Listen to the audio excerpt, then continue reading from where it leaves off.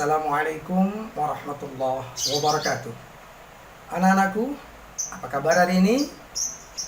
Bapak berdoa mudah-mudahan kita semua selalu dilimpahkan oleh Allah nikmat, sehat, lahir dan batin, sehingga kita bisa melanjutkan langkah kita dalam menuntut ilmu di jalan Allah. Anak-anakku, hari ini kita akan mempelajari bab yang kedua dari materi sejarah kebudayaan Islam di kelas 9 semester 1 ini, yakni tentang kerajaan Islam yang ada di Jawa, kerajaan Islam yang ada di Pulau Sumatera, dan yang ada di Pulau Sulawesi. Kerajaan-kerajaan Islam yang ada di sini akan kita pelajari, akan kita perdalam bagaimana bisa berkembang, awal mula berdirinya, dan bagaimana pula kerajaan-kerajaan itu runtuh. Sebelum kita mempelajari lebih jauh tentang bab ini, mari kita buka dengan bersama-sama membaca doa surat Al-Fatihah. A'udzubillahi minasyaitonirrajim. Bismillahirrahmanirrahim. Alhamdulillahirabbil alamin. Arrahmanirrahim. Maliki yaumiddin. Iyyaka na'budu wa iyyaka nasta'in. Ihdinas siratal mustaqim. Siratal ladzina an'amta 'alaihim ghairil maghdubi 'alaihim waladdallin. Amin. Rabbish shrah li sadri wa yassir li amri wahlul 'uqdatam min lisani yafqahu qawli. Baik anak-anak, mari kita masuk pada materi kita hari ini. Selamat datang di Madrasah Tsanawiyah Negeri 1 Surabaya. Kali ini kita akan mempelajari bab kerajaan Islam di Pulau Sumatera, kerajaan Islam di Pulau Jawa, dan kerajaan Islam di Pulau Sulawesi. Materi ini merupakan materi sejarah kebudayaan Islam kelas 9 di Madrasah Tsanawiyah Negeri 1 Surabaya. Adapun kompetensi inti dari materi ini adalah sebagai berikut. Sedangkan kompetensi dasarnya adalah sebagai berikut.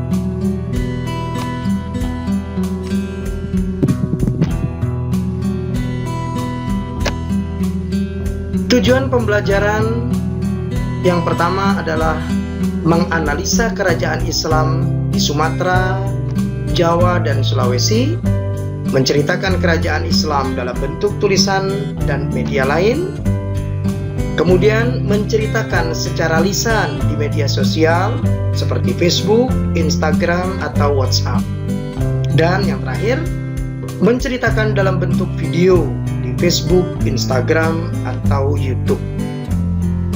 Kalian juga bisa membuat kesimpulan peranan kerajaan Islam dalam penyebaran agama Islam.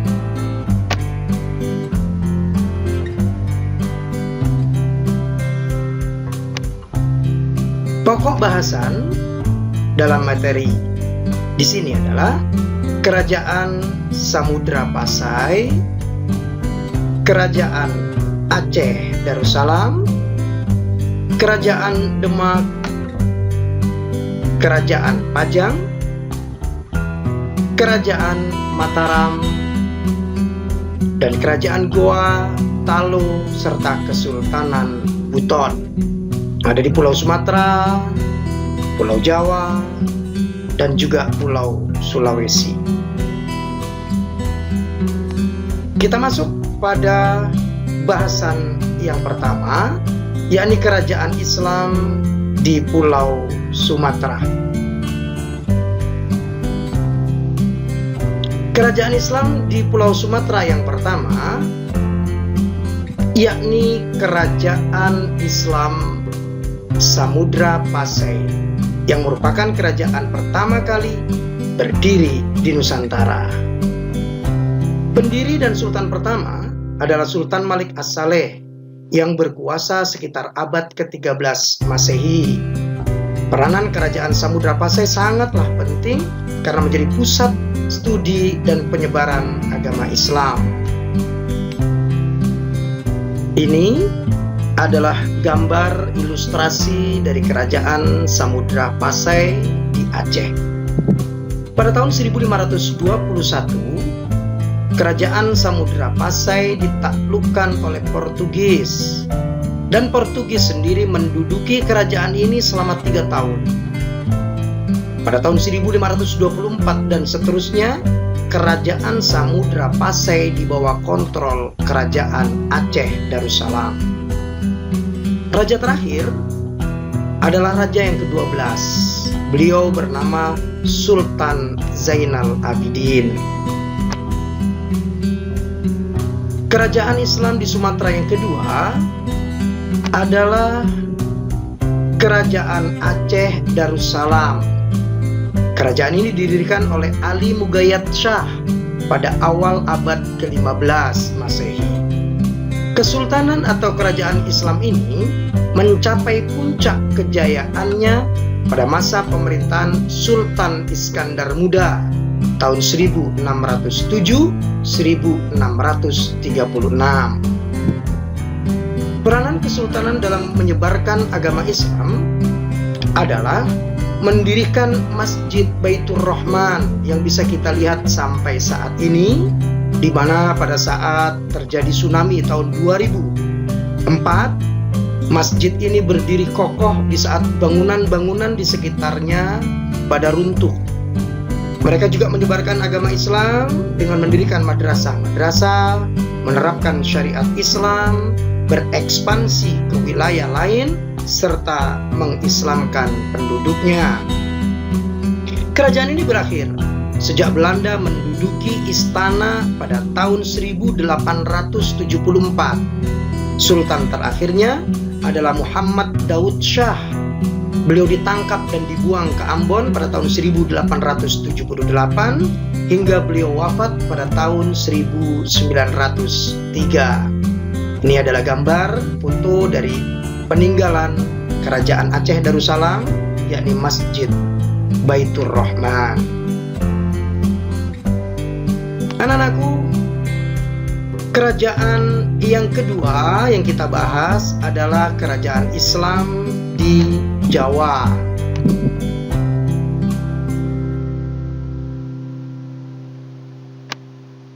Kerajaan Islam di Jawa yang kita pelajari yang pertama adalah Kerajaan Demak atau biasa kita sebut dengan Kesultanan Demak. Berdiri menjelang runtuhnya Kerajaan Majapahit. Penguat berdirinya Kesultanan Demak ini adalah para wali songo yang juga ikut menyebarkan ajaran agama Islam. Kesultanan Demak adalah kesultanan pertama yang ada di Pulau Jawa. Berdiri tahun 1500 Masehi dan raja pertamanya adalah Raden Patah yang memerintah tahun 1500 hingga 1518. Ada yang mengatakan bahwasanya beliau masih keturunan Raja Brawijaya dari kerajaan Majapahit. Peranan dalam menyebarkan agama Islam sangatlah kuat sampai beliau mendirikan Masjid Demak di Jawa Tengah. Ini adalah gambar Masjid Agung Demak yang didirikan oleh beliau. Kerajaan Islam di Jawa yang kedua yang kita bahas adalah Kerajaan Islam Pajang atau Kesultanan Pajang yang didirikan oleh Jaka Tingkir. Orang Jawa menyebutnya Joko Tingkir alias Sultan Adiwijaya. Beliau adalah menantu Sultan Trenggana atau Sultan Trenggono, Raja Demak yang ketiga. Jaka Tingkir merubah namanya menjadi Sultan Adiwijaya dan kesultanan ini dapat meluaskan wilayahnya hingga Madiun, Blora, hingga Kediri pada tahun 1577 Masehi. Pada tahun 1581 Masehi, Sultan Adiwijaya mendapatkan pengakuan dari raja-raja di Jawa Timur. Beliau diakui sebagai Sultan Islam setelah mereka bermusyawarah di Keraton Sunan Giri yang saat itu dipimpin langsung oleh Sunan Giri yang saat itu beliau sudah lanjut usia. Kompleks keratonnya pada zaman ini hanya tinggal tersisa berupa batas-batas fondasinya saja yang berada di perbatasan Kelurahan Pajang, Kota Surakarta, Desa Makam Haji Kartasura Sukoharja. Itu yang bisa kalian lihat, sisa-sisa dari Kerajaan Pajang atau Kesultanan Pajang di Jawa Tengah.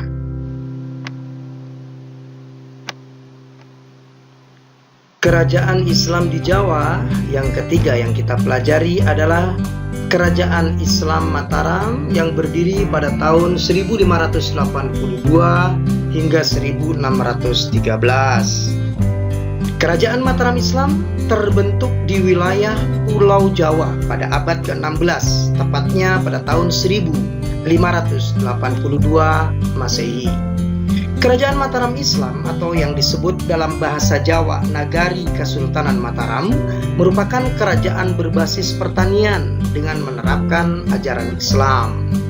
Pusat pemerintahan Kesultanan Mataram Islam terletak di wilayah Kota Gede yang berada di kota Yogyakarta sekarang ini.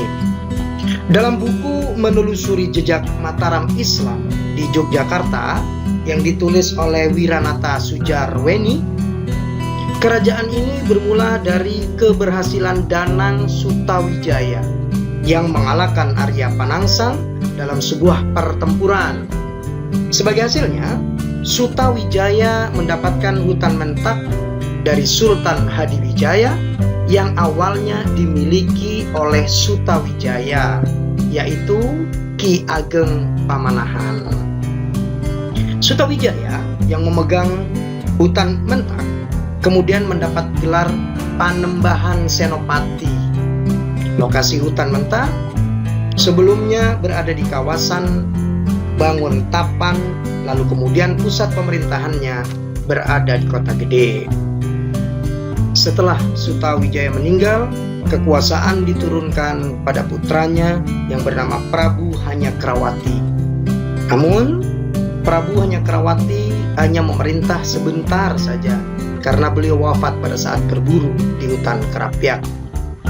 Pada saat itu, kalender tahun Saka juga diislamisasi, diambilkan dari bulan-bulan Hijriah yang ada saat itu. Hanya ada beberapa yang dipertahankan, seperti Sofar menjadi Safar, Zulqa'dah menjadi Dzulqaidah, dan seterusnya. Ini adalah foto dari peninggalan Kerajaan Mataram Islam.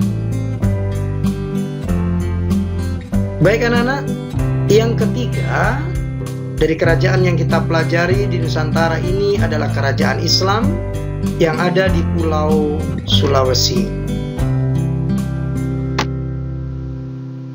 Kerajaan Islam pertama di Pulau Sulawesi yang kita pelajari adalah Goa. Goa adalah sebuah kerajaan yang terletak di daerah Sulawesi Selatan. Apabila kita membicarakan kerajaan Goa, tentu tidak bisa dipisahkan dengan kerajaan Talo.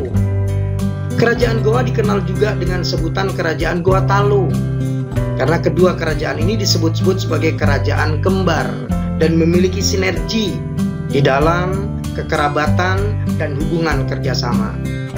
Konon, beberapa sumber menyebutkan bahwa kedua kerajaan ini awalnya merupakan tanah kekuasaan kerajaan kuno di Sulawesi Selatan, yaitu Kerajaan Siang. Tak diketahui secara pasti kapan kerajaan Goa terbentuk, tetapi diperkirakan Raja Goa pertama adalah Tumanulunga, mulai memerintah pada abad ke-13. Awal mulanya di daerah Goa terdapat 9 komunitas yang disebut Bate Salapang atau 9 bendera, yaitu Tombolo, Lakiung, Parang-Parang, Data, Agangeje, Saumata, Bise, Sero, dan Kalili. Bate Salapang kemudian tergabung secara damai untuk membentuk kerajaan Goa. Ini adalah gambar kerajaan Goa yang sampai saat ini bisa kita kunjungi.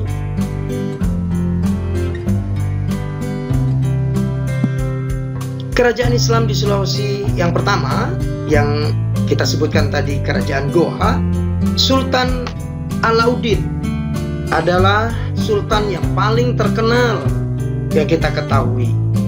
Pada mulanya penguasa dari rakyat Goa maupun Talo adalah penganut animisme. Agama Islam mulai masuk ke Sulawesi Selatan karena adanya dakwah dari Datuk Ribandang dan Datuk Sulaiman dari Minangkabau. Pada tahun 1605, I Mangari Daeng Manrabba, Raja Goa, memeluk agama Islam dan bergelar Sultan Alauddin. Sedangkan Raja Talo, Karaeng Mantoaya, bergelar Sultan Abdullah. 2 tahun setelahnya, kedua kerajaan ini menetapkan Islam sebagai agama resmi rakyatnya. Setelah menjadi Kesultanan Goa yang bercorak Islam, rakyat sangat terikat pada norma adat yang dianggap sakral. Norma adat ini kemudian didasarkan pada ajaran agama Islam yang disebut dengan Pangadakang.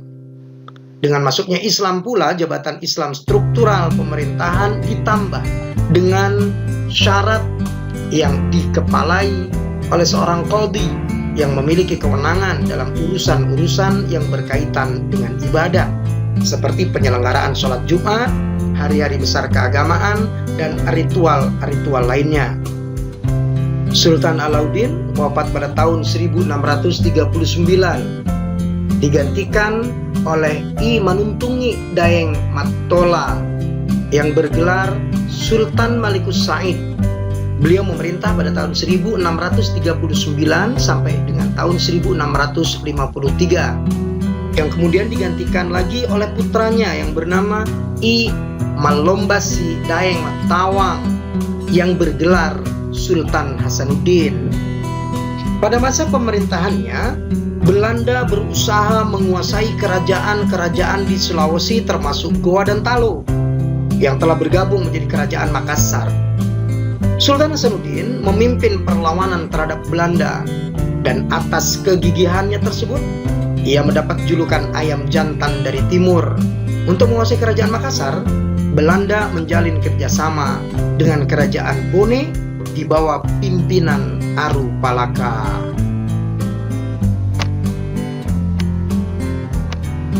Kesultanan Buton merupakan kerajaan Islam yang ketiga yang kita pelajari di materi kita kali ini.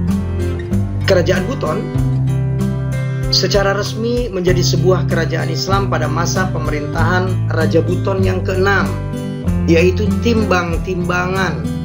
Orang menyebutnya juga Laki Lapanto atau terkenal dengan Halu Oleo. Bagindalah yang diislamkan oleh Syekh Abdul Wahid bin Syarif Sulaiman Al-Fattani yang datang dari Johor, Malaysia. Menurut beberapa riwayat, Syekh Abdul Wahid bin Syarif Sulaiman Al-Fattani sebelum sampai ke Buton pernah tinggal di Johor. Selanjutnya bersama istrinya pindah ke Adanara, Nusa Tenggara Timur. Kemudian dia sekeluarga berhijrah ke Pulau Batu Atas yang termasuk dalam pemerintahan Buton. Di Pulau Batu Atas Buton, Syekh Abdul Wahid bin Syarif Sulaiman Al-Fattani bertemu dengan Imam Pasai yang baru kembali dari Maluku menuju Pasai. Imam Pasai menganjurkan Syekh Abdul Wahid bin Syarif Sulaiman Al-Fattani pergi ke Pulau Buton menghadap Raja Buton. Syekh Abdul Wahid setuju dengan anjuran yang baik itu. Setelah Raja Buton memeluk agama Islam, Baginda langsung dinobatkan menjadi Sultan Buton oleh Syekh Abdul Wahid pada tahun 948 Hijriah yang bertepatan dengan tahun 1538 Masehi. Mengenai tahun tersebut masih diperselisihkan karena sumber lain menyebutkan bahwa Syekh Abdul Wahid merantau dari Patani, Johor ke Buton pada tahun 1564 Masehi. Sultan Haleuoleo dianggap sebagai Sultan Buton yang pertama bergelar Sultan atau Ulil Amri dan menggunakan gelar yang khusus yaitu Sultan Qaimuddin. Maksudnya adalah kuasa pendiri agama Islam. Demikianlah anak-anak apa yang sudah kita pelajari dari kerajaan Islam di Pulau Sumatera, Pulau Jawa, dan Pulau Sulawesi. Tugas kalian adalah membuat video yang menceritakan salah satu dari kerajaan Islam. Unggah ke media sosial. Boleh kalian unggah ke Facebook, boleh ke Instagram, atau langsung kalian kirimkan ke e-learning kalian. Bapak tunggu. Mudah-mudahan jadi ilmu yang bermanfaat untuk kita semua.